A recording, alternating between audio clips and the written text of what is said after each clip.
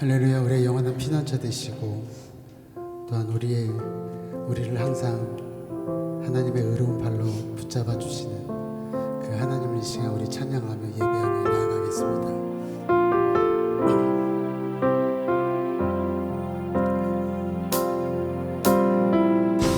주의 손 날 붙드시네.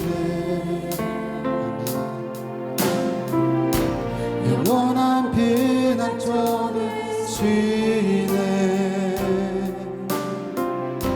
깊어진 한숨 속에도 변함없이 우리를 일으키시네. 우리 다시 한번 주의 손 날 붙드시네. 주의 손 날 붙드시네. 영원한 피난처 되시네. 깊어진 한숨 속에도 변함없이 우리를 일으키시네. 주의 아버지 크신 발로 날 덮으시네. 주는 내 큰 능력 변함없이 우리를 일으키. 주의 손 날 붙드시네. 주의 손 날 붙드시네. 영원한 피난처 되시네. 깊어진 한숨 속에도 변함없이 우리를 일으키. 우리 다시 한번 주의 손 날 붙드시네. 주의 손 날 붙드시네. 영원한 피난처 되시네. 깊어진 한숨 속에도 변함없이 우리를 일으키시. 주의 아버지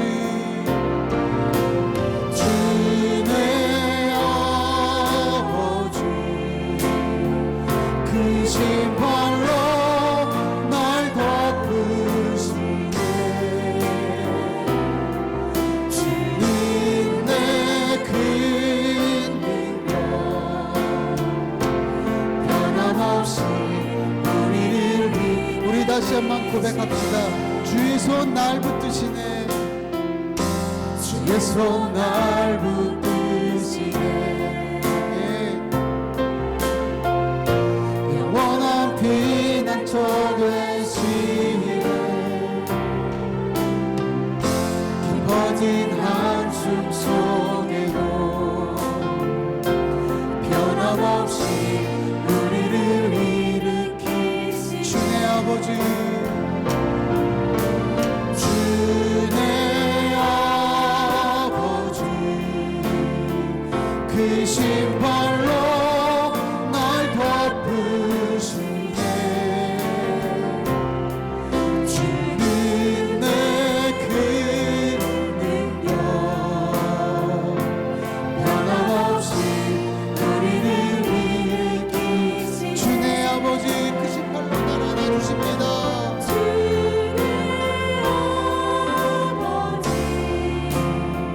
크신 발로 날 덮으시네. 주는 내 큰 능력 변함없이 우리를 일으키시네. 약할 때 강함 되시네. 약할 때 강함 되시네. 나의 보배가 되신 주 나의 모든 것.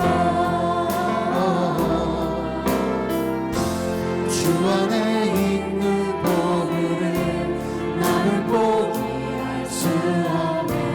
주 나의 모든. 우리 다시 한번 선포할까요? 약할 때 강함 되시네, 약할 때 강함 되시네, 나의 보배가 되신 주, 주 나의 모든 것. 주 안에 있는 보물을 나는 포기할 수 없네, 주 나의 모든. 우리 다 같이 선포합시다. 예수 어린 양, 예수 어린 양, 존귀한 이름, 예수 어린 양, 존귀한 이름. 십자가 죄 사하셨네, 죄 사하셨네, 주님의 이름 찬양해, 주 나의 모든 것. 쓰러진 나를 세우고, 쓰러진 나를 세우고, 나의 빈자를 채우네, 주 나의 모든. 우리 다같이 예수 어린 양,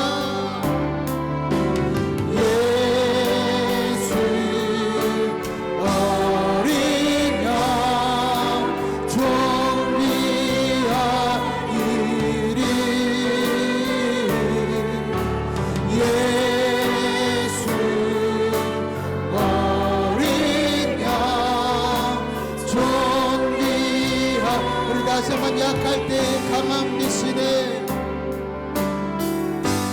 약할 때 강함 되시네, 나의 보배가 되신 주, 주 나의 모든 것. 주 안에 있는 보물을 나는 포기할 수 없네, 주 나의 모든 것.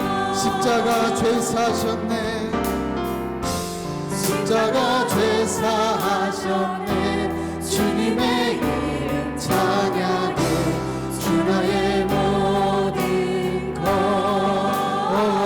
쓰러진 나를 세우고, 쓰러진 나를 세우고, 나의 빈자를 채우네, 주 나의 모든.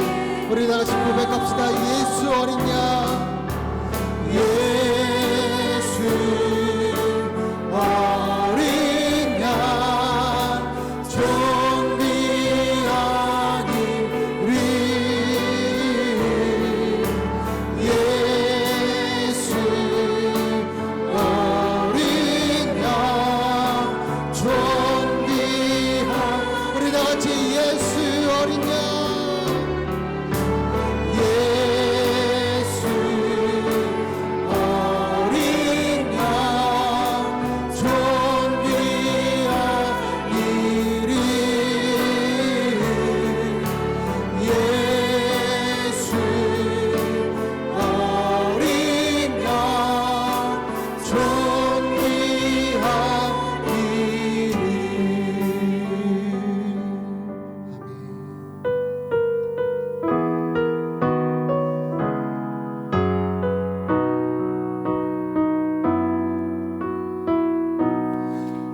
의지했던 모든 것 변해가고,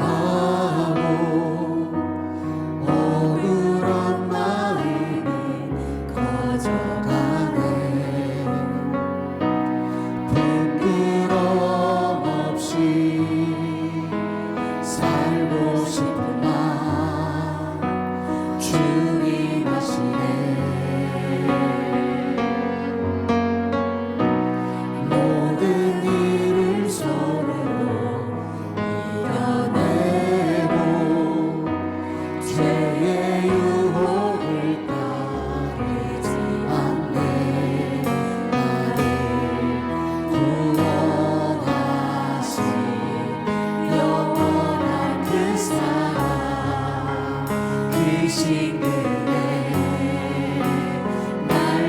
우리 다시 한번 고백합시다. 의지했던 모든 것 변해가고, 의지했던 모든 것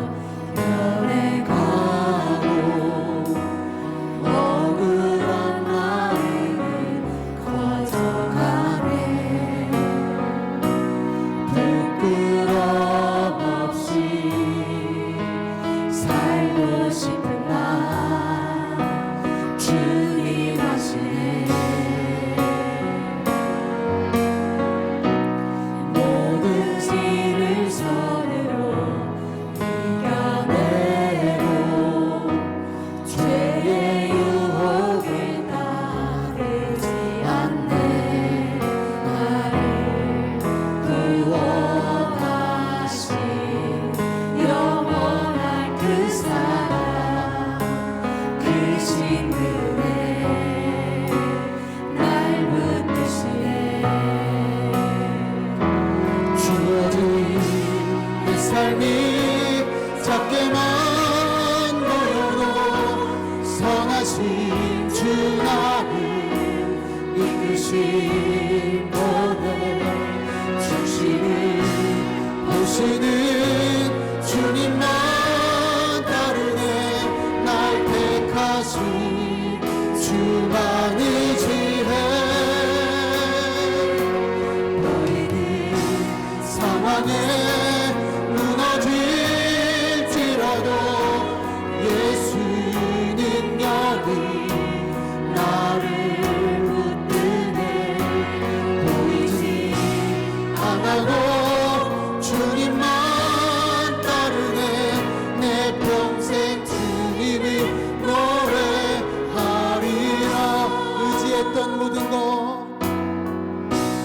의지했던 모든 것 변해가고 억울한 마음은 커져가네. 부끄럼 없이 살고 싶은 맘 주님 하시네. 모든 일을 손으로 이겨내고 죄의 유혹을 따르지 않네. 나를 구원하신 영원한 그 사랑 그 신들에 날 붙드시네. 주어진 내 삶이 작게만 보여도 선하신 주 나를 이끄신 분의 중심을 보시는 주님만 따르네. 날 택하신 주만이 지혜. 보이는 상황에 무너질지라도 예수 능력이 나를 붙드네. 보이지 않아도 주님만 따르네. 내 평생 주님을 우리 다시 한번 고백합시다. 주어진 내 삶이 주어진 내 삶이 작게만 보여도 선하신 주 나를 이끄신 분의 중심을 보시는 주님만 따르네. 날 택하신 주만이 지혜. 보이는 상황에 무너질지라도 예수 능력이 나를 붙드네. 보이지 않아도 주님만 따르네. 내 평생 주님을 우리 다시 한번 선포합시다. 주어진 내 삶이 내 삶이 작게만 보여도 선하신 주 나를 이끄신 몸의 중심을 보시는 주님만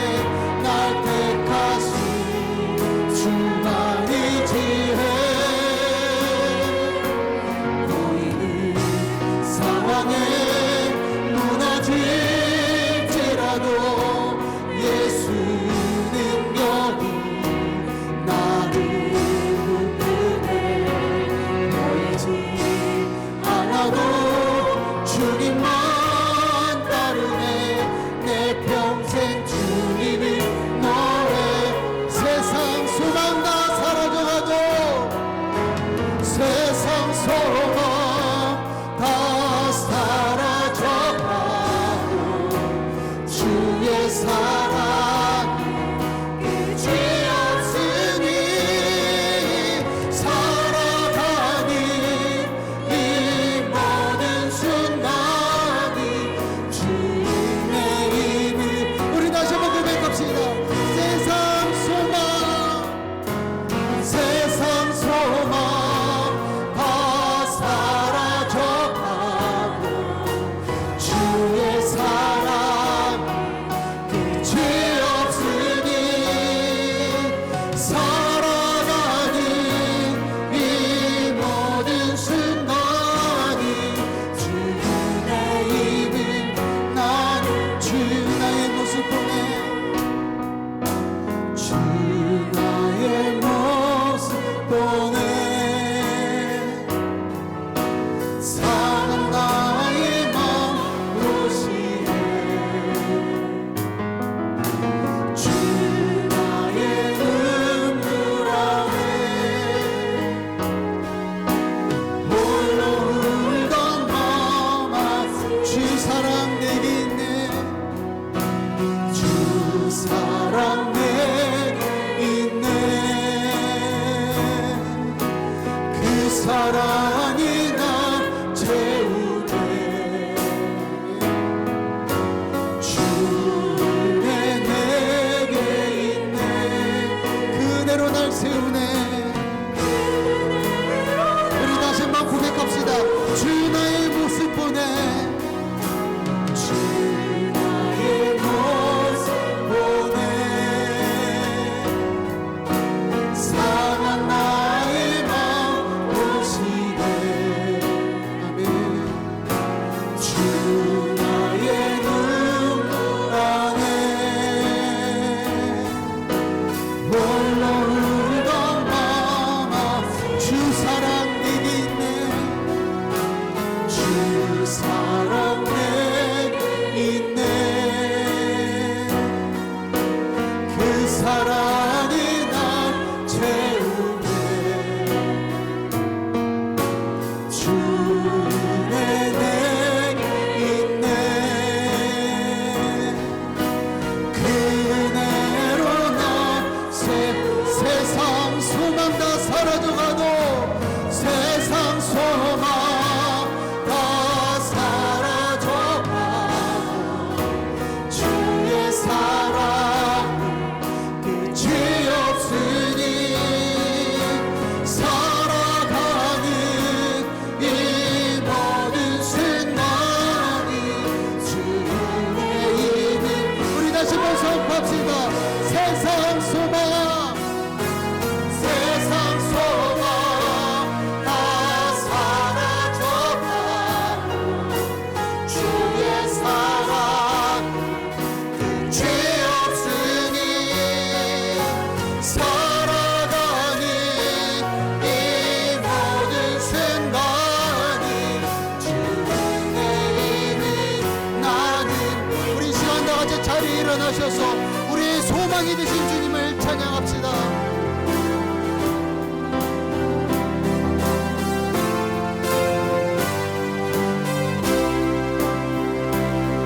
우리 주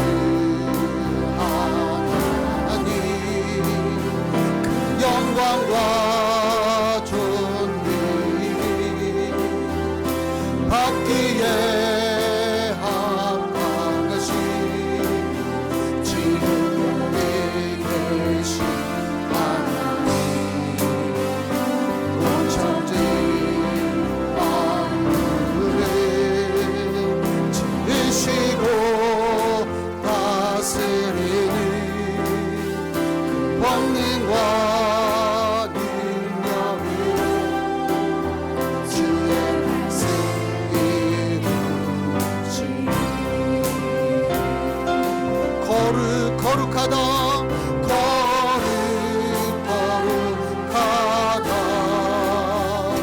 거룩하다 주 하나님 고천능하시니여 하나님 나라 임하네 어제도 계셨고 오늘도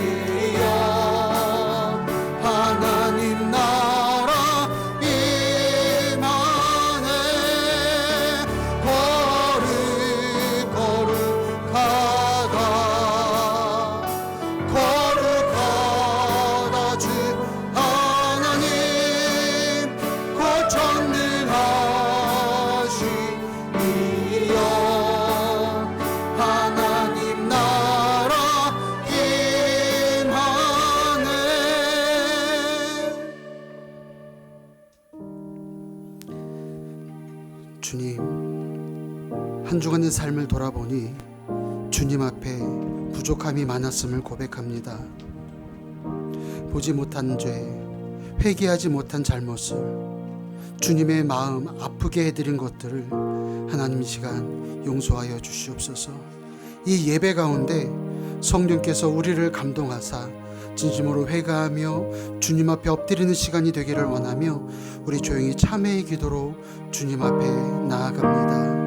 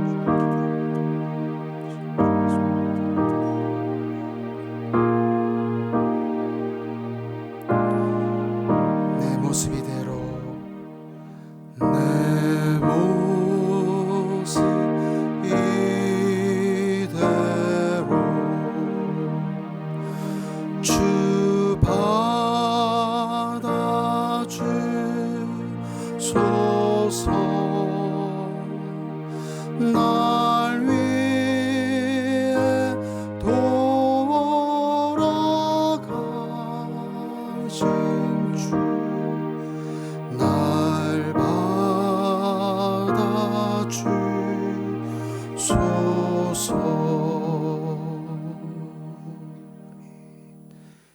이 시간 함께 드리는 고백의 기도 시편 81편 9절로 16절까지 말씀 우리 한 절씩 교독하며 봅니다. 너희 가운데 다른 신을 두지 말며 이방 신에게 절하지 말아라.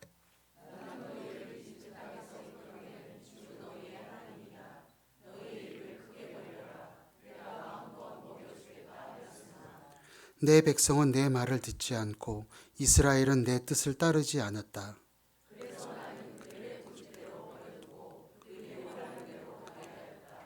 나의 백성 이스라엘이 내 말을 듣기만 했어도, 내가 가라는 길로 가기만 했어도,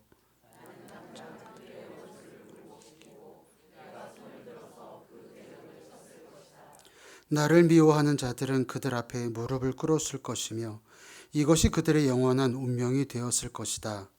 그리고 나는 기름진 밀 곡식으로 너희를 먹였을 것이고 바위 위에서 딴 꿀로 너희를 배부르게 하였을 것이다. 아멘. 사도신경으로 우리의 신앙을 고백합니다. 전능하사 천지를 만드신 하나님 아버지를 내가 믿사오며 그 외아들 우리 주 예수 그리스도를 믿사오니 이는 성령으로 잉태하사 동정녀 마리아에게 나시고 본디오 빌라도에게 고난을 받으사 십자가에 못 박혀 죽으시고 장사한 지 사흘 만에 죽은 자 가운데서 다시 살아나시며 하늘에 오르사 전능하신 하나님 우편에 앉아 계시다가 저리로서 산자와 죽은 자를 심판하러 오시리라. 성령을 믿사오며 거룩한 공회와 성도가 서로 교통하는 것과 죄를 사하여 주시는 것과 몸이 다시 사는 것과 영원히 사는 것을 믿사옵나이다. 아멘. 이 시간 다 같이 자리에 앉으셔서 찬송가 442장 찬송합니다.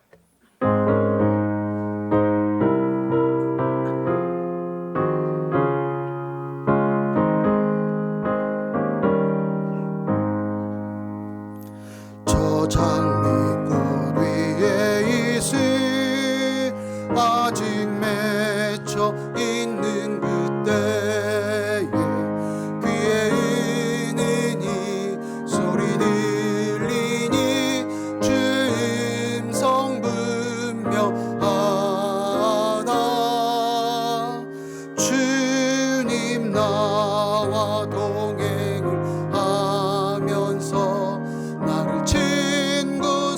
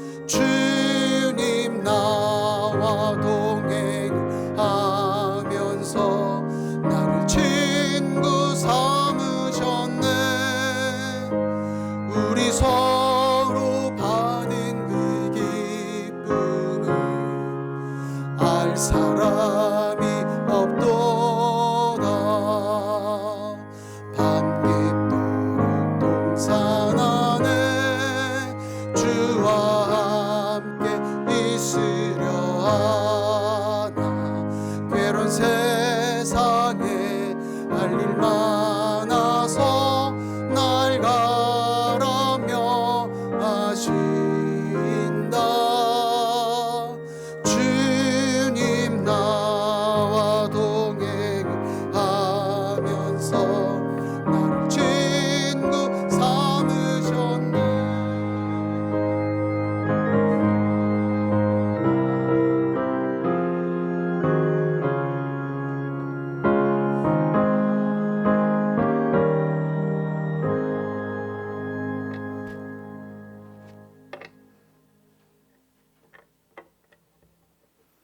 만물의 호흡이 되시는 거룩하신 하나님, 동토의 침묵을 깨고 대지의 미세한 온기를 불어넣으시는 창조주의 섭리를 찬양합니다. 찬바람이 머물던 자리에 햇살의 지문을 남기시고 죽은 듯 엎드린 나뭇가지 끝에 보이지 않는 생명의 수액을 올리시는 주님의 손길이 오늘 우리 영혼 위에도 머물기를 소망합니다. 지나온 시간 우리는 여전히 완고함 속에 갇혀 살았습니다. 세상을 향한 욕망은 뜨거웠으나 주님을 향한 사랑을 식어 있었고 입술로만 사랑을 노래했으며 마음의 골짜기에는 시기와 질투의 성애가 가득했음을 고백합니다. 주님, 2월의 마지막 주일인 오늘 우리 안에 남은 낡은 삶의 잔해들을 십자가의 보혈로 씻어 주옵소서.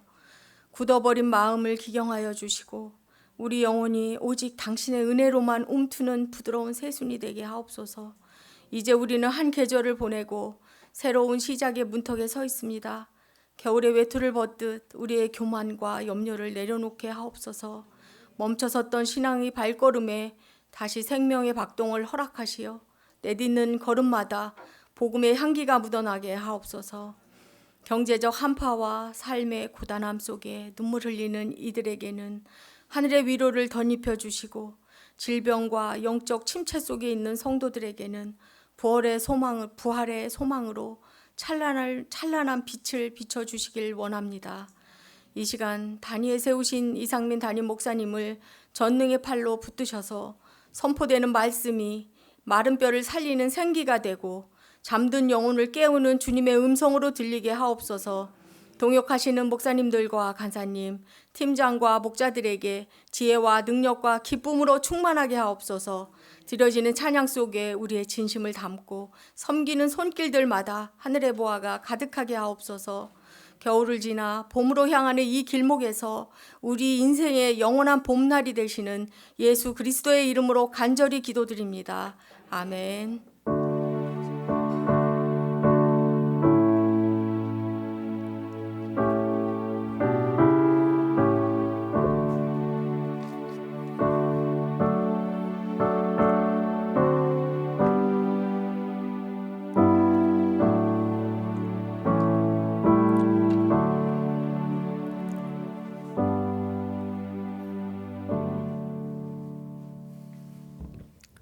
우리 찬양하면서 봉헌할까요?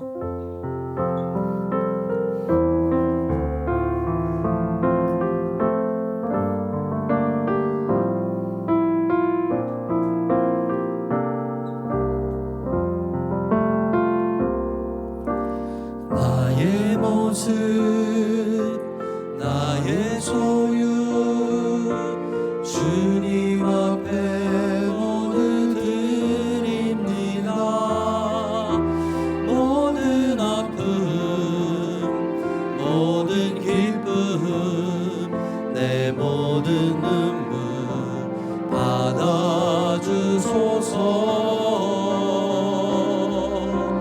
나의 생명을 드리니 주 영광 위하여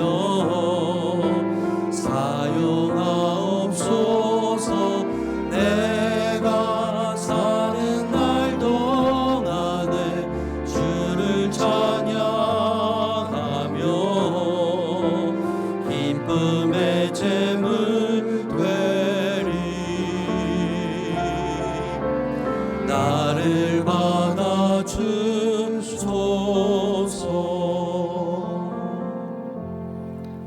사랑하는 하나님, 지난 한 주간 그리고 이번 한 주간 모두 하나님이 우리에게 허락하신 선물이었음을 고백합니다. 주님, 바라는 것은 어디에서 무엇을 하든 아버지를 만나는 곳이 우리가 거하는 곳이 되게 하여 주시옵소서. 아버지를 만끽할 수 있는 곳이 되기를 간절히 소망합니다. 주님이 주신 거룩한 하루, 또 이번 한 주를 보내며 불평하고 불만으로 낭비하지 않도록 우리를 붙잡아 주시옵소서. 걱정, 염려를 붙드는 대신 주님의 약속과 말씀을 붙잡게 하여 주시옵소서. 내 멍에는 쉽고 내 짐은 가볍다고 하신 예수님의 말씀을 따라가겠습니다. 주님, 직장의 어려움, 자녀의 어려움, 경제적인 고통, 질병의 고통, 관계의 아픔 속에서 무엇보다도 주님이 내 안에 계시고 내가 주님 안에 있음을 더욱 깨닫게 하옵소서. 주님과 하나됨이 모든 현실을 넉넉히 뚫고 나가는 힘이 되는 것을 누리게 하여 주시옵소서. 주님, 주님과 하나됨, 연합됨이 충분히 복되다고 하는 진리를 매일매일 더 깊이 깨닫기를 소망합니다. 주님만을 온전히 의지하며 우리의 일상을 걸어가게 하여 주시옵소서. 우리의 두려움을 기대로, 우리의 염려를 기쁨으로, 우리의 슬픔을 웃음으로 바꾸실 주님을 기대하며 또 주님을 찬양하며 예수님의 이름으로 축복하며 기도드립니다. 아멘. 샬롬, 명절 잘 보내셨습니까? 네, 우리 옆에 계신 분하고 한번 인사할까요? 주님이 전부를 주셨습니다. 네, 앞뒤에 계신 분들하고도 인사할게요. 주님이 전부를 주셨습니다. 네, 우리 건너편에 계신 분들하고 인사할 때는요, 주님이 나를 살리셨습니다. 네, 감사합니다. 되게 행복해 보이셔서 제가 행복하네요. 감사합니다. 교회 소식 전해드리겠습니다. 주보 참고하시고요. 목장 개각 오늘부터 시작된다는 거 기억하시고요. 3, 4월호 큐티책 판매 로비에서 합니다.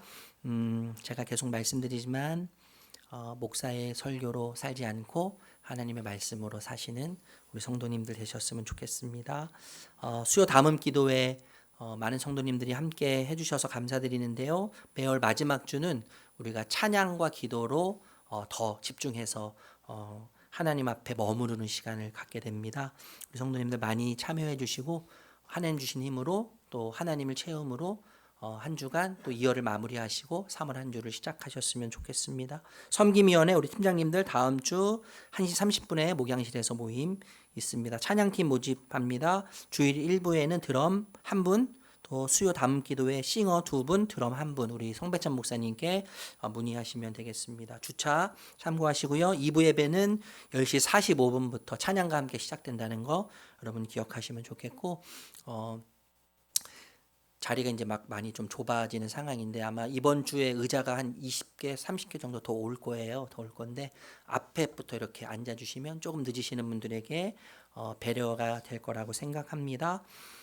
교우 일정 여러분 보시면 우리 정희 신매진 집사님 아들 고1 올라가는데 이 사시가 약간 있어서요. 지난주 금요일에 이제 수술 받았는데 상황에 따라서 더 수술을 좀 해야 되는 상황이 생길 수도 있습니다. 여러분 후유증 없이 잘 회복될 수 있도록 기도해 주시고 이번 주 금요일입니다. 우리 이유진 집사님, 호영 형제, 우리 호영 집사님 이제 8차 항암 잘 마치고 제가 며칠 전에도 통화해 보니까 이제 정상 세포도 다 죽이잖아요. 항암 치료를 받으면요. 지금 많이 이렇게 지쳐 있고 좀 힘들어 있는 상황인데 지금 수술하기 위한 검사를 잘 받았고 뭐 큰 무리 없으면 이번 주 금요일에 이제 수요일에 입원해서 금요일에 수술을 받게 되는데 기도해 주셨으면 좋겠어요. 이제 그 이후에는 더 이상 항암 치료 안 받고 수술 후에 방사선 치료로 잘 끝날 수 있도록 여러분 기도해 주시면 대단히 감사하겠습니다. 우리 최윤석 집사님이 지금 원래 어제 그 실밥을 이렇게 제거해야 되는데 좀 부어 있는 상태예요. 발이 부어 있는 상태여서 실밥을 제거하지 못했고 내일 이제 도시로 가서 큰 병원으로 가서 좀 상태를 지켜보려고 하는데 지금 회사도 그렇고 지금 한 달 넘게 이제 태국에 체류 중이다 보니까 여기서 또 해야 될 일들이 많이 있습니다. 그래서 아무튼 이게 잘 좀 제거도 되고 잘 회복되어서 2월 말까지 지금 이번 주 토요일 날 좀 입국을 하려고 하는데 차질 없이 진행될 수 있도록 관심 갖고 기도해 주시면 감사하겠습니다. 스탠딩 말씀 집회 3월 8일 다다음 주 주일입니다. 1, 2부 오후 1시 30분 우리 김영선 목사님 오셔서 성남 금강교 담임 목사님이신데요. 저에게 가장 큰 영향력을 목회적 영향력을 주셨던 분인 목사님이신데 오셔서 귀한 말씀 전해 주실 텐데 기도로 준비하시면서 기대하는 마음으로 함께 동참해 주시기를 부탁드립니다. 헌금 현황 마지막으로 말씀드리면 지난주 이번 주 헌금은 다음 주에 합계해서 주보를 통해서 우리 성도님들께 알려드리도록 하겠습니다. 다른 내용은 주보를 참고하시면 되겠습니다. 함께 나눌 말씀이에요. 사도행전 1장 12절에서 14절입니다. 세 번역입니다. 우리 같이 읽도록 할까요? 시작. 그리고 나서 그들을 올리브산이라고 하는 산에서 예루살렘으로 돌아왔다. 그 산은 예루살렘에서 가까워서 안식일에도 걸을 수 있는 거리에 있다. 그들은 성 안으로 들어와서 자기들이 묵고 있는 다락방으로 올라갔다. 이 사람은 베드로와 요한과 야고보와 안드레와 빌립과 도마와 바돌로메와 마테와 알페오의 아들 야고보와 열심당원 시몬과 야고보의 아들 유다였다. 이들은 모두 여자들과 예수의 어머니 마리아와 예수의 동생들과 함께 한 마음으로 기도에 힘썼다. 아멘. 음악을 좋아하시나요? 음악? 어느 장르, 어떤 부류의 음악을 좋아하십니까? 저는 K-팝을 좋아해요. 생긴 것과 다르게 댄스 음악보다는 발라드를 좋아해요. 그래서 특히 이제 스트레스를 받거나 좀 지쳐 있다고 느낄 때 한적한 도로를 창문을 다 열고 달리면서 음악을 막 크게 틀고 듣습니다.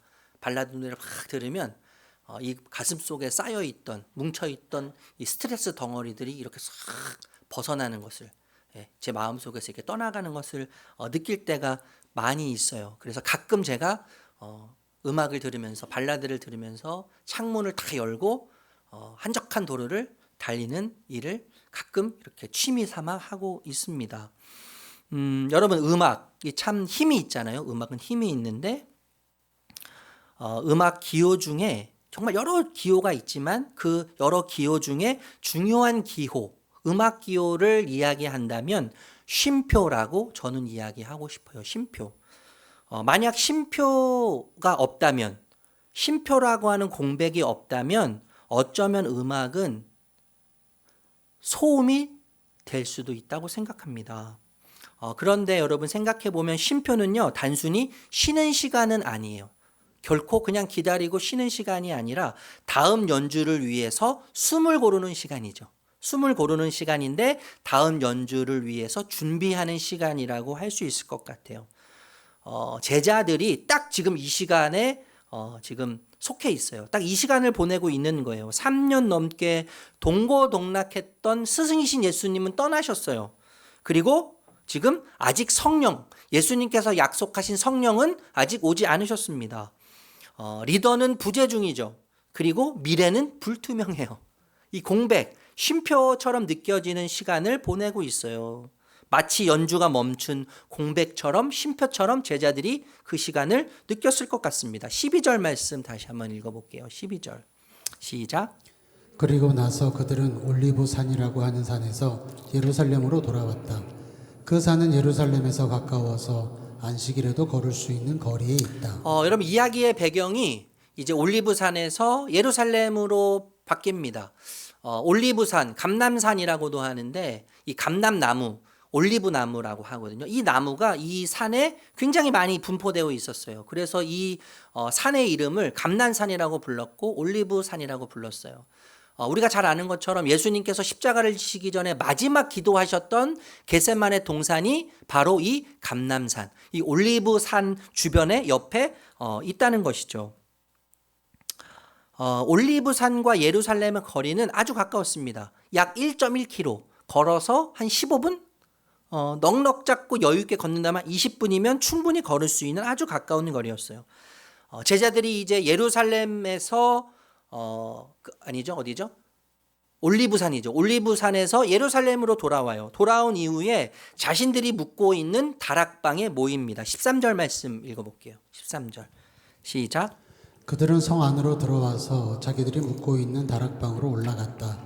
이 사람들은 베드로와 요한과 야고보와 안드레와 빌립과 도마와 바돌로메와 마테와 알페오의 아들 야고보와 열심당원 시몬과 야고보의 아들 유다였다.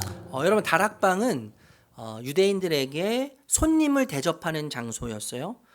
때로는 랍비들과 제자들이 함께 토론했던 장소이기도 했고 개인이 조용하게 기도했던 기도하는 처소로 사용되었던 곳입니다. 그러니까 여러분 한마디로 이야기하면 다락방은 광장이 결코 아니죠. 화려한 무대도 아니에요. 사람들이 박수 쳐주는 누군가 기억해주는 장소도 아닙니다. 눈에 띄지 않는 장소가 다락방이죠.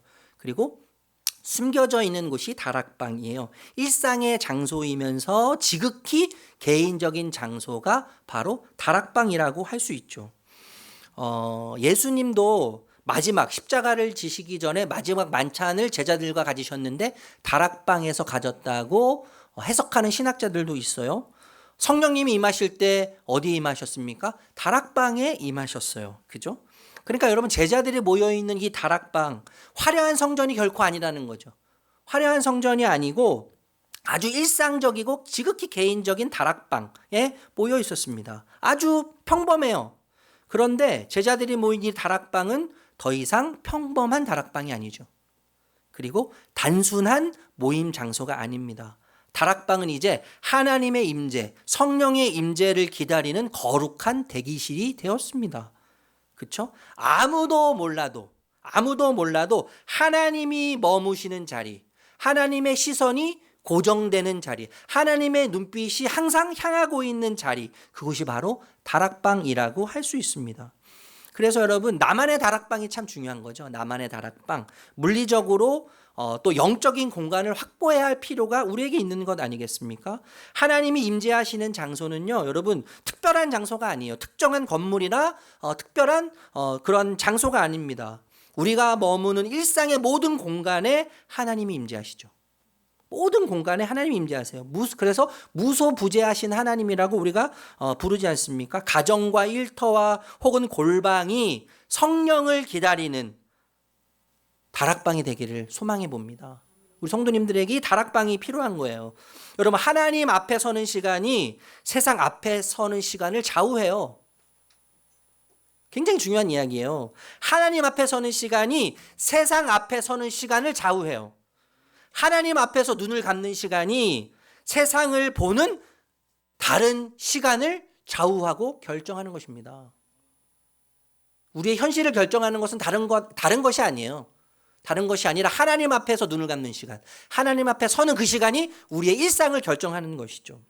자, 그런데 여러분 오늘 말씀해 보면 이 다락방, 이 아주 평범하지만 거룩한 대기실과 같은 이 다락방에 제자들 11명이 모였는데 그 11명의 이름이 길게 나열되고 있다는 거예요. 그냥 제자들이 모였다 이렇게 이야기해도 될 텐데 도대체 왜 어떤 의미에서 이 이름들을 한 명씩 길게 기록했을까요?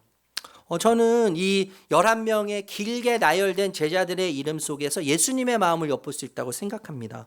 몇 가지가 있는데 예수님의 제자들의 이름을 한 명 한 명씩 다 기록함으로써 이 예수님의 부활과 하늘로 올라가신 이야기와 성령이 임하시고 또 예수님께서 말씀하신 모든 복음의 이야기들은 결코 전설이나 사람이 지어낸 이야기가 아니라 실제 했던 인물들로 실제 있었던 역사적 사건이라는 것을 제자들의 이름을 나열함으로써 우리에게 이야기해주고 있다고 해석할 수 있어요.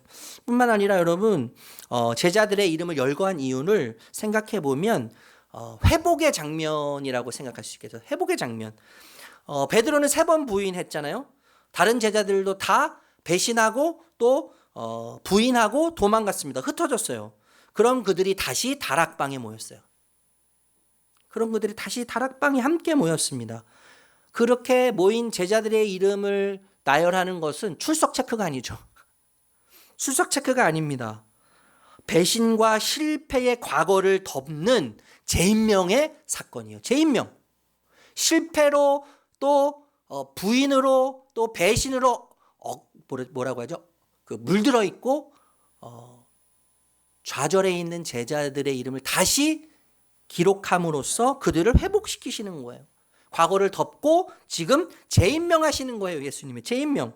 이 명단은 여러분 예수님이 약속하셨던 새로운 시대의 시작을 알리는 공식 명단이라고 할 수 있을 것입니다. 또 제가 좀 나누고 싶은 이게 정말 중요한 건데 여러분 이것을 잘 기억하셨으면 좋겠어요. 제자들의 이름을 한 명 한 명 다 나열하는 이유는 제가 생각하는 가장 중요한 이유는 뭐냐면 영적인 경각심 때문이라는 거예요. 영적인 경각심. 무슨 말이냐면 거룩한 긴장을 우리에게 준다는 겁니다. 거룩한 긴장. 예수님의 제자들의 실패하고 예수님을 부인했던 제자들이 다시 다락방에 모여서 기도하고 있는 이 모습을 통해 한 명 한 명 제자들의 이름을 기록하면서 영적인 경각심, 거룩한 긴장감을 가지라고 우리에게 이야기한다고 생각해요. 여러분 원래 제자는 12명이었지 않습니까? 그런데 지금은 11명이에요. 11명의 이름만 기록되어 있고 가룟 유다가 빠졌습니다. 처음에는요 제자들 모두 세상 권력을 기대했습니다. 이스라엘의 독립을 기대했어요. 그리고 마지막에는 제자들 모두 어떻게 했어요? 예수님을 부인하고 배신하고 흩어졌습니다. 특히 베드로 여러분 어때요? 여자아이 앞에서 그것도 한 번 부인한 것도 아니고 3번씩이나 예수님을 부인하고 배신하죠. 가룟 유다는 은 30 앞에서 예수님을 배신하고 부인해요. 그런데 여러분 왜 가룟 유다만 제자들의 이름에서 제외됐을까요? 무엇이 가룟 유다와 다른 제자들을 차이나는 클래스, 차이나게 만들었을까요? 왜 차이나게 만들었을까요, 여러분? 지난주에 제가 짧게 말씀드렸지만 가룟 유다만이 제자들 중에서 가룟 유다만이 학식과 경험을 갖춘 제자로서 아주 적격한 사람이었지 않습니까? 그런데 그런 가장 적격한 가룟 유다만 예수님의 제자 이름에서 제외됐어요. 그런 유다가 제외됐다는 것은 무엇을 말하는 걸까요? 오늘 우리에게 무엇을 이야기하는 걸까요? 저는 이렇게 생각하는데 여러분 잘 들어보십시오. 사회적 성공, 성취, 더 나은 객관적 조건들, 누군가와 비교했을 때 내가 괜찮아 보이는 객관적 조건들이 나의 영적 상태를 보장해주지 않는다는 거예요. 내가 수없이 이루어온 다른 사람과 비교해도 월등히 우월해 보이는 나의 성취, 나의 성공, 나의 더 나아 보이는 객관적 조건들이 영적인 나의 상태를 보장해 주지 않는다는 거예요. 뿐만 아니라 과거 한때 나의 신앙의 이력들, 화려해 보이는 신앙의 이력들이 오늘 나의 영적인 안전을 보장해 주지 않는다는 엄중한 경고를 지금 이 제자들의 이름을 나열하면서 가룟 유다의 이름을 빼고 지금 우리에게 이야기하고 있다고 생각합니다. 무서운 이야기죠, 사실. 우리가 자랑으로 삼고 있는 수많은 것들에 대해서 배제하라고 말씀하고 계시는 거죠. 그러면 사실요, 이 두 부류에는 결정적인 차이점이 있어요. 그 몇 가지를 좀 함께 생각해 보고 싶은데, 첫 번째는요, 자책과 회심이에요. 자책과 회심의 차이점이 있습니다. 여러분, 가룟 유다는요, 예수님을 은 30에 팔았어요. 그 이후에 뉘우쳐요. 깨달아요. 자기가 얼마나 큰 잘못을 저질렀는지 큰 자책에 빠집니다. 그리고 그 은 30을 성소에 던져요. 던지고 어떻게 해요? 스스로 목매달아서 죽음을 선택하지 않습니까? 생명을 끊지 않습니까? 잘못한 것은 알지만 그 잘못을 스스로 책임지려고 하죠. 스스로 책임지고 더 이상 나아가지 않고 거기서만 머물면서 그 방향, 회개의 방향, 자책의 방향을 자기로 향해요. 그 자기가 책임지려고 하는 것이죠. 자기가 해결하려고 하는 것이죠. 그런데 나머지 제자들을 보면 여러분 특히 베드로를 생각하면요. 통곡하며 웁니다. 통곡하고 울어요. 자신의 연약함을 직면하죠. 자신의 연약함을 직면한 이후에 거기서 멈추지 않고 가룟 유다는 거기서 멈췄다면 베드로와 나머지 제자들은 거기서 멈추지 않습니다. 그리고 더 나아가서 시선을 예수님께 향하죠. 이게 결정적인 차이예요. 시선을 예수님께 향해요. 여러분 회개는 단순히 잘못을 뉘우치는 것이 아니잖아요. 염치가 없더라도 주님의 자비 안으로 다시 뛰어드는 것이 회개예요. 나의 연약함을 인정하고 내 무능을 끊임없이 깨달으면서 주님의 자비하심 안으로 나를 강함하게 던지는 거죠. 내가 뛰어드는 거예요. 염치 불구하고요. 그게 회개예요. 여러분 그리스도인이라고 하는 말 속에는 어떤 뜻이 있냐면 절대 잘못이나 실수를 저지르지 않는 사람이라는 뜻이 담겨져 있지 않습니다. 결코 그런 뜻이 아니에요. 신자 그리스도인이라고 하는 뜻은 넘어질 때마다 다시 일어서서 새 일을 행하실 주님께 시선을 맞추고 새롭게 시작할 수 있는 사람이라는 뜻이 그리스도인이라는 뜻이에요. 그것이 신자라고 하는 뜻입니다. 제가 누누이 말씀드리지만 여러분 십자가를 볼 때마다 우리가 무엇을 생각해야 돼요? 신이신 하나님, 예수님이 죽으실 만큼 내가 어떤 존재인지를 깨달아야 되는 거죠. 주님이 죽으실 만큼, 하나님이신 그분이 죽으실 만큼 사악한 존재라는 것을 깨달아야 되면서 동시에 신이신 하나님이 죽으실 만큼 나는 가치 있고 고귀하고 존귀하다는 사실을 항상 이 이중성을 깨달아야 되는 거예요. 방향이 항상 예수님을 향해야 되는 것이죠. 나에서만 멈추지 않고 나를 통과해서 나의 연약함을 통과해서 주님의 자비하심으로 다다라야 되는 거예요. 이르러야 하는 것입니다. 이것이 뭐예요? 회개죠, 회개. 이 차이가 있는 거예요. 뿐만 아니라 여러분 주도권의 차이가 있어요. 주도권. 질문을 한다면 누가 왕인가 이거 누가 왕인가? 여러분 가룟 유다는요 예수님을 수단으로 여겼습니다. 목적을 위한 수단, 정치적 해방, 로마로부터 이스라엘 유대인들이 해방하고 자유를 얻을 수 있는 정치적 해방, 이 목적을 위한 수단으로 여겼습니다. 그리고 은을 30을 팔므로써 경제적 이득, 예수님을 통해서 경제적 이득을 얻으려고 하는 수단이었죠. 예수님은요. 그런데 여러분 예수님이요 가룟 유다가 기대하는 대로 움직이지 않으세요. 움직이지 않자 가룟 유다는 행동하기 시작하는데 예수님을 은 30에 팔면서 상황을 통제하려고 하잖아요. 통제. 예수님을 통제하고 상황을 통제하려고 합니다. 그래서 여러분 많은 신학자들이 이런 이야기를 하는데 단순히 돈 때문에 예수님을 판 것이 아니라 예수님을 팔아 궁지에 몰아넣으면 예수님이 가진 능력을 발휘해서 로마를 쓸어버릴 수 있다. 그런 가능성 때문에 예수님을 팔았다. 이렇게 이야기하는 신학자들도 있더라고요. 그러니까 궁극적으로 이야기하는 건 뭐냐면 예수님을 통제하려고 했던 거죠. 가룟 유다는. 이게 심각한 오류이지 않습니까? 가룟 유다는요 일종의 소비자예요. 예수님을 상품화하고 그분을 소비하려고 하는 내 목적에 맞게 내가 끝까지 주도권을 붙잡고 예수님을 이용하려고 하는 소비자라고 할 수 있지 않습니까? 그런데 여러분 제자들을 보세요. 역시 처음에는 예수님을 정치적 해방꾼, 그죠? 정치적 해방 정치가로 그렇게 기대했습니다. 세상 권력을 기대했어요. 하지만 그들은 결정적인 순간에 어떤 행동을 보입니까? 자신의 무능력과 비겁함을 인정하죠. 자신의 무능력과 비겁함을 인정해요. 그리고 결국엔 그들은 예수님을 통제하려고 하기보다는 기다리라고 하는 예수님의 명령에 통제당합니다. 기다리라고 하는 예수님의 명령에 통제당함으로 예수님께 통제당하기 시작했다는 거예요. 여기 큰 차이가 있는 것이죠. 뿐만 아니라 여러분 관계의 본질에 차이가 있어요. 관계의 본질. 예수님과의 관계에 있어서 본질적 차이가 있다는 거예요. 질문을 한다면 이렇게 질문할 수 있을 것 같아요. 예수님이 선생님이신가 주님이신가? 이 질문인 거죠. 여러분 가룟 유다는요. 여러분 복음서를 자세히 읽어보시면 새로운 것을 발견하게 되는데 가룟 유다는 단 한 번도 예수님을 주님이나 주로 부른 적이 없다는 거예요. 그냥 단순히 랍비 선생님이라고 불렀다는 것이죠. 그런데 베드로 같은 사람들은 예수님을 뭐라고 불러요? 네, 주라고 불러요. 지식이나 기술을 배우는 비즈니스적 관계가 선생이죠. 선생.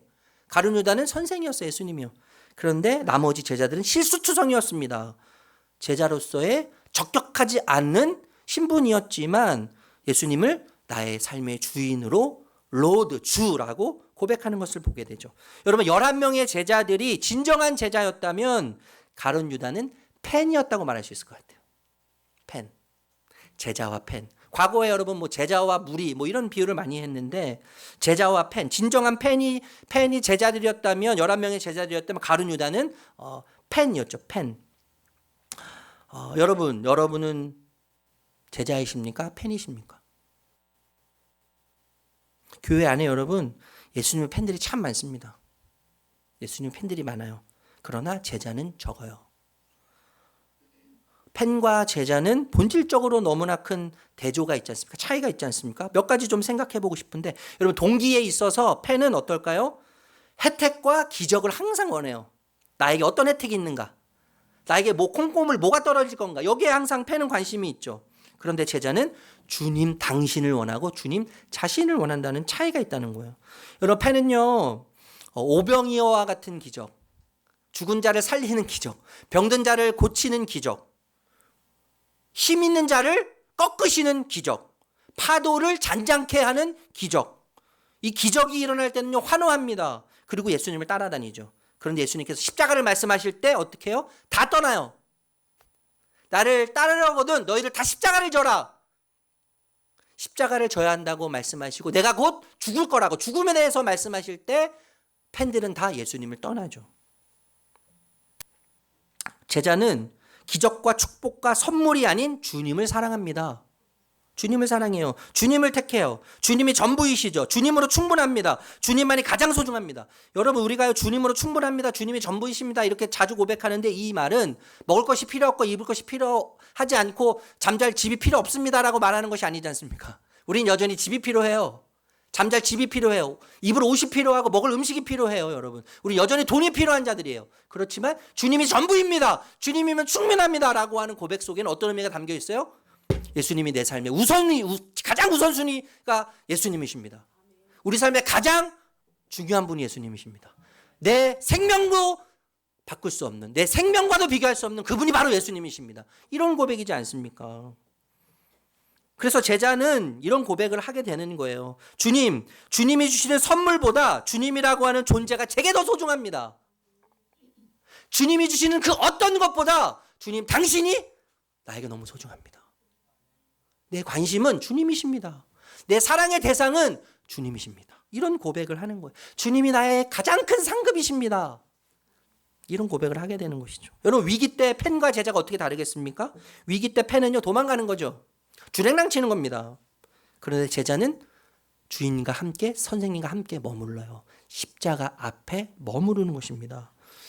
미국 내전이 있을 때 아브라함 링컨을 굉장히 존경하고 사랑했던 청년이 있어요. 그의 모든 연설을 다 듣습니다. 그리고 그의 정책에 대해서 너무 찬성하고 가는 곳마다 아브라함 링컨을 이야기하고 아브라함 링컨이 이야기하는 연설에 대해서 그의 정치적, 경제적, 사회적, 문화적 어떤 또 이 뭐죠?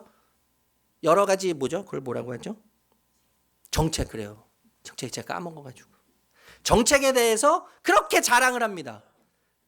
근데 내란이 생겨서 이제 전쟁에 참여할 청년들을 모으는데 이 청년이 잠적을 했어요. 평상시에는 그렇게 아브라함 링컨에 대해서 칭찬을 하고 존경하고 사랑했던 이 청년이 잠적을 해서 전쟁에 나가지 않기 위해서 숨어버렸습니다. 그런데 반대로 아브라함의 링컨의 그 연설을 한 번도 들은 적이 없는 청년이 있어요. 저 총구석에서 농사를 짓는 농업을 하는 농사꾼 청년. 아브라함 링컨의 정책도 잘 모르고 그의 연설도 한 번도 들은 적 없지만 내란이 벌어졌을 때 나라를 위해서 전투에 나갈 군인들을 모을 때 자신의 생업을 다 포기하고 전쟁터로 나갑니다. 여러분, 누가 진짜 링컨의 사람입니까? 누가 진짜 링컨을 사랑하는 거죠?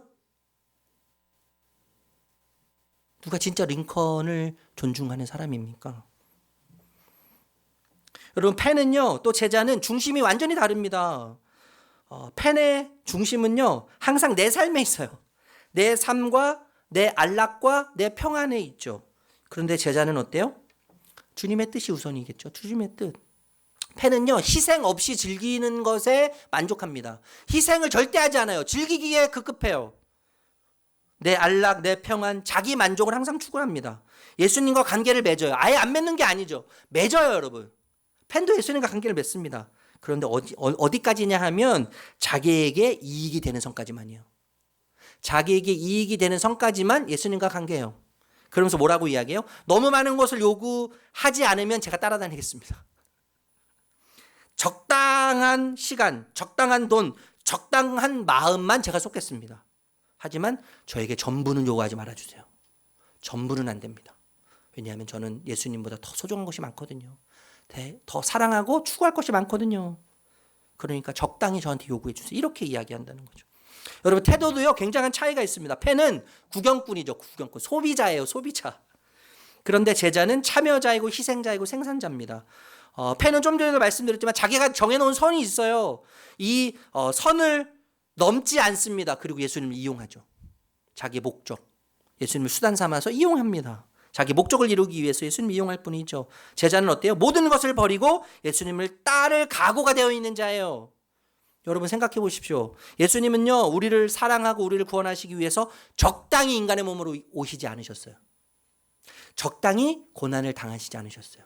적당히 십자가를 지지 않으셨어요. 적당히 죽지 않으셨고 적당히 부활하지도 않으셨어요. 예수님은 우리를 구원하고 우리를 사랑하시기 위해서 모든 것을 버리셨습니다. 모든 것을 주셨습니다. 모든 생명을 내놓으셨습니다.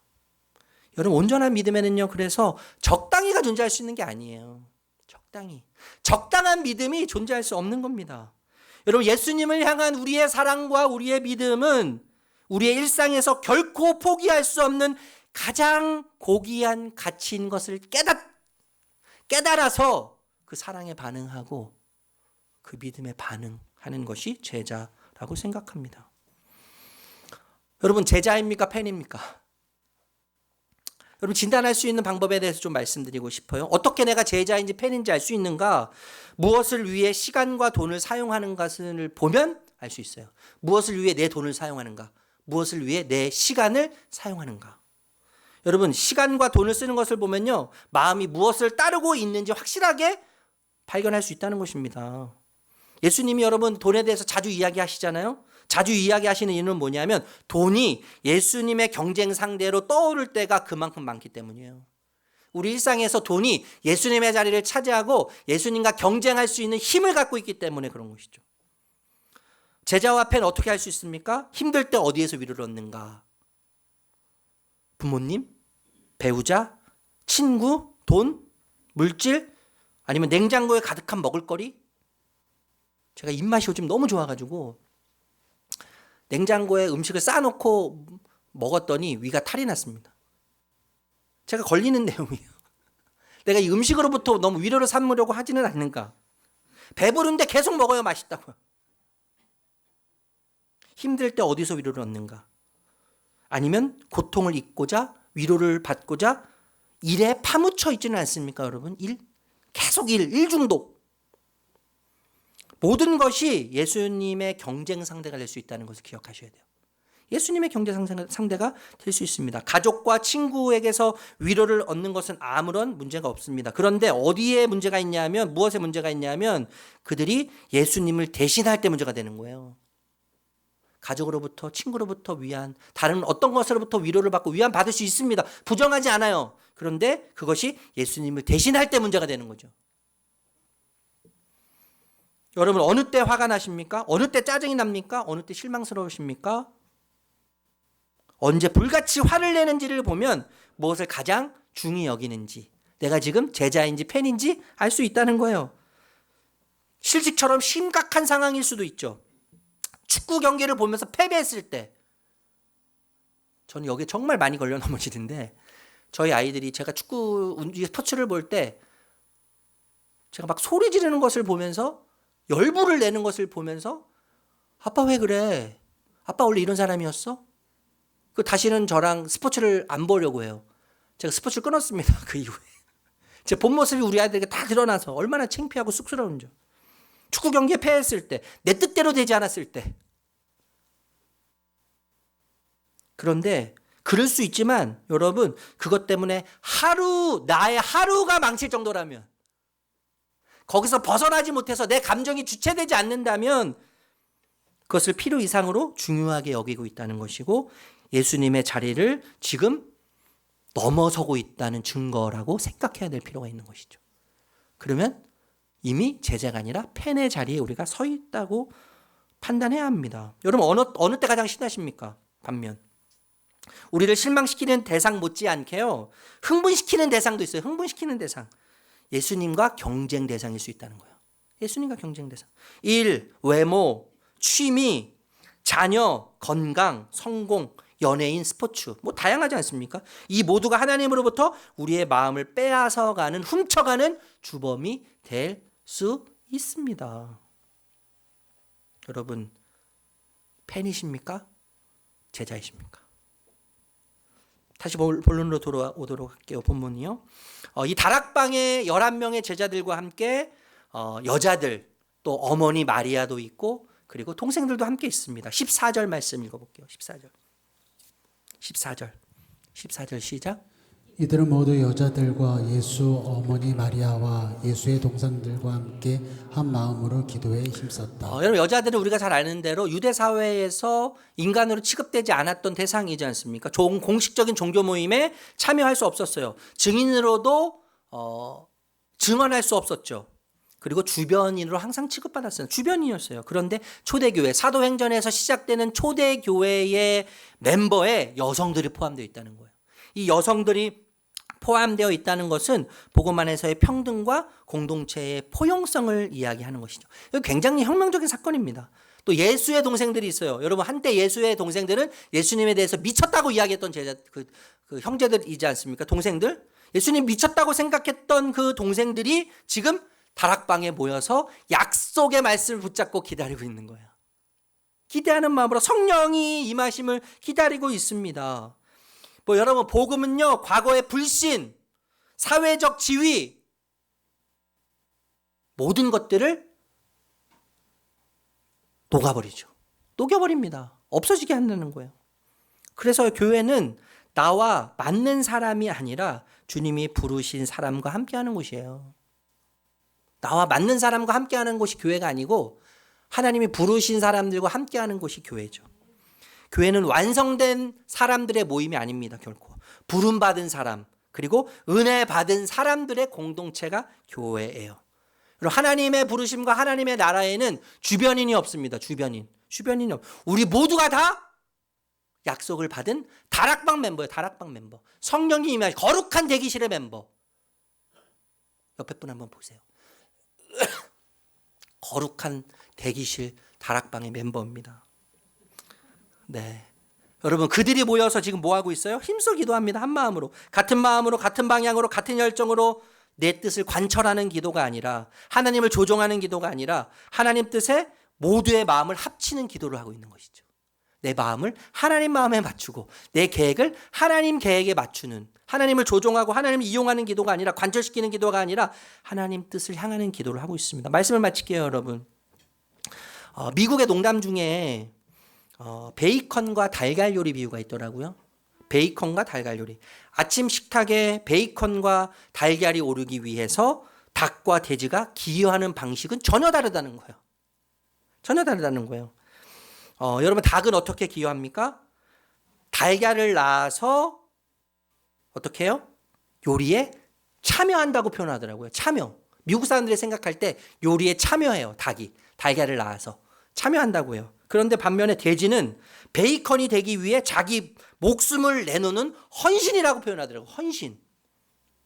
닭은 살아있으면서 알을 낳지만 돼지는 뭐예요? 자기 생명을 낳아서 생명을 희생해서 매일 아침 베이컨을 주인을 위해서 드린다는 거예요.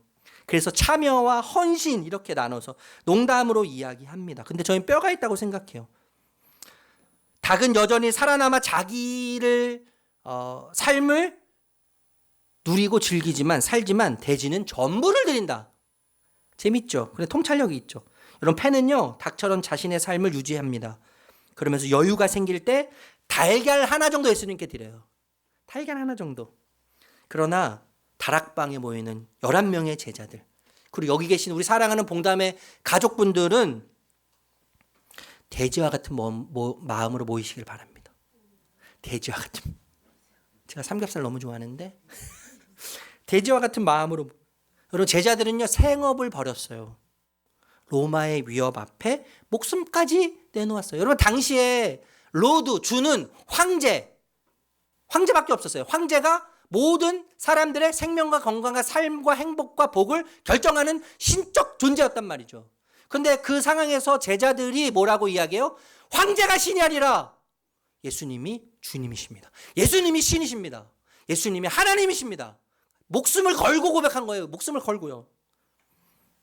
여러분, 기억하십시오.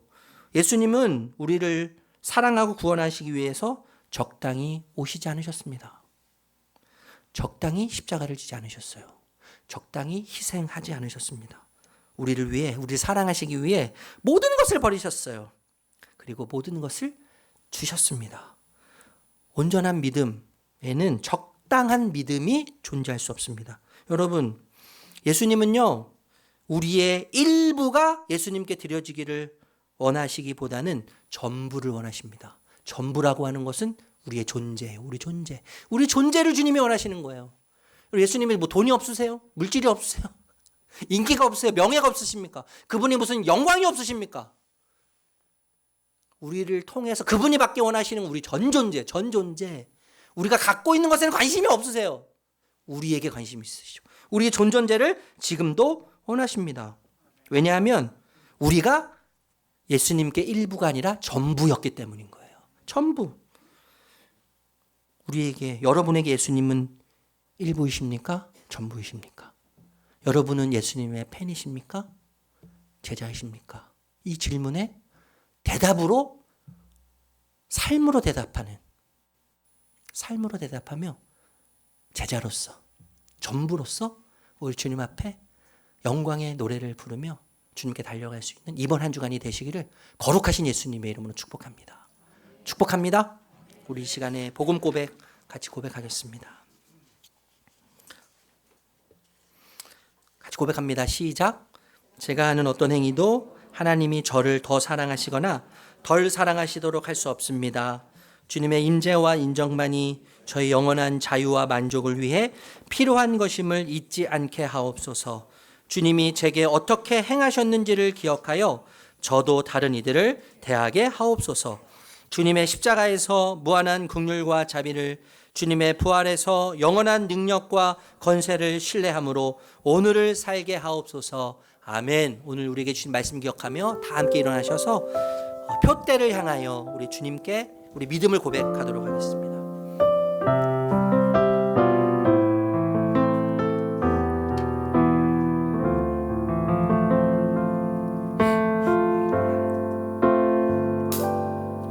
내게 유익하던 것을 다 해로 여기네.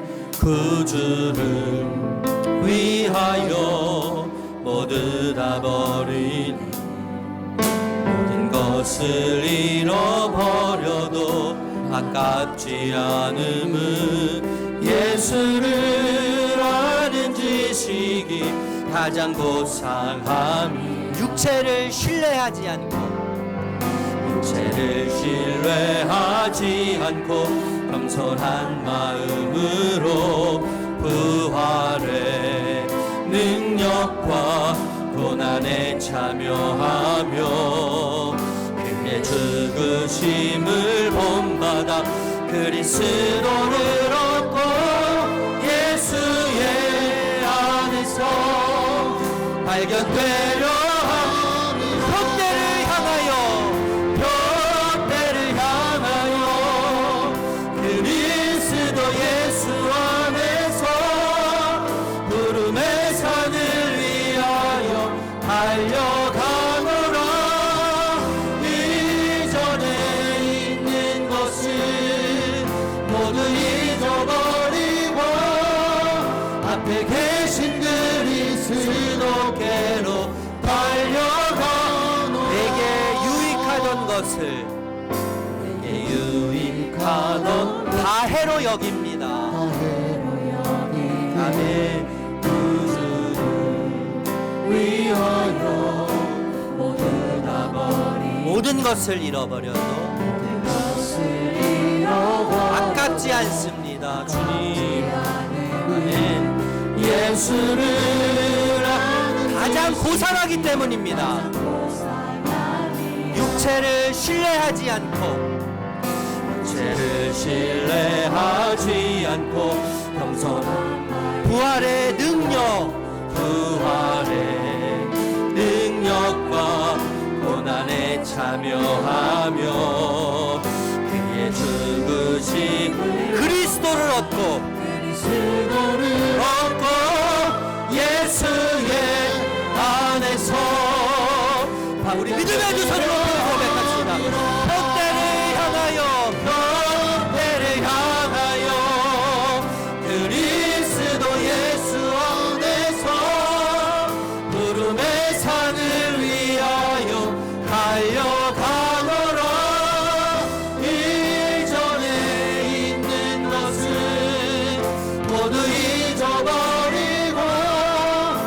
앞에 계신 그리스도께로 달려 마지막으로 고백합니다. 뼈대를 향하여 뼈대를 향하여 그리스도 예수 안에서 부름의 산을 위하여 달려가노라. 이전에 있는 것을 모두 잊어버리고 앞에 계신 그리스도께로 달려가노라. 아멘. 하나님 이 찬양을 부를 때마다 이 찬양과 얼마나 반대로 우리의 삶이 움직여가는지를 보게 되며 우리의 누추함과 우리의 천박함과 우리의 무능함을 깨닫게 됩니다. 그러나 우리가 다시 노래할 수 있는 이유는 주님이 내 안에 계시기 때문입니다. 성령님이 우리와 함께 하시기 때문입니다. 그렇기 때문에 주님을 더욱 닮아가기를 소망하며 그리스도를 본받기를 갈망하며 그리스도를 얻고 주님이 우리의 전부이심을 고백하며 그 삶을 살기를 소망하며 다짐하게 됩니다.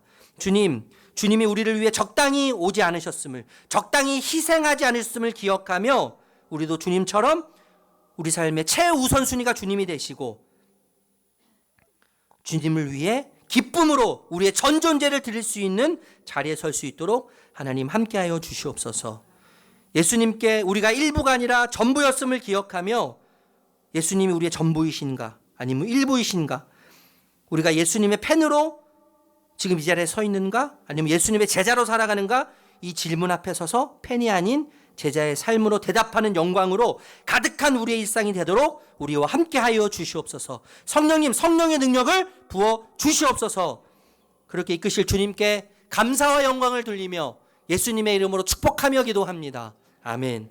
우리 주 예수 그리스도의 은혜와 하나님 아버지의 사랑과 성령의 인도하심이 주의 백성 한 분 한 분 머리 위에, 가정 위에, 직장 위에, 하시는 모든 일들 위에, 만나는 모든 분들 위에 함께 하시기를 축원하옵나이다. 아멘.